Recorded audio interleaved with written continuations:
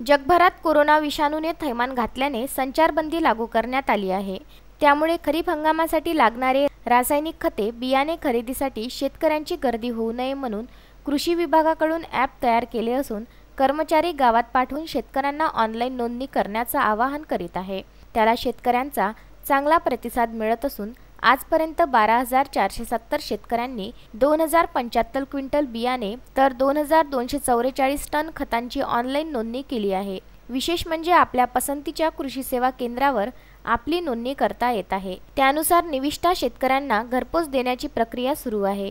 त्यामुळे जिल्ह्यातील कृषी सेवा केंद्रांमध्ये कुठेही गर्दी न होता शेतकऱ्यांना घरपोच निविष्ठा मिळत आहे।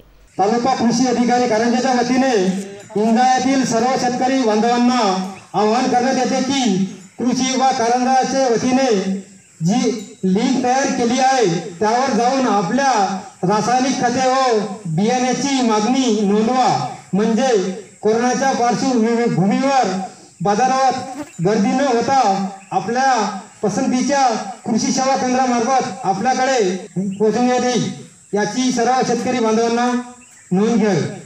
संदीप भातुळकर, विदर्भ न्यूज, वाशिम।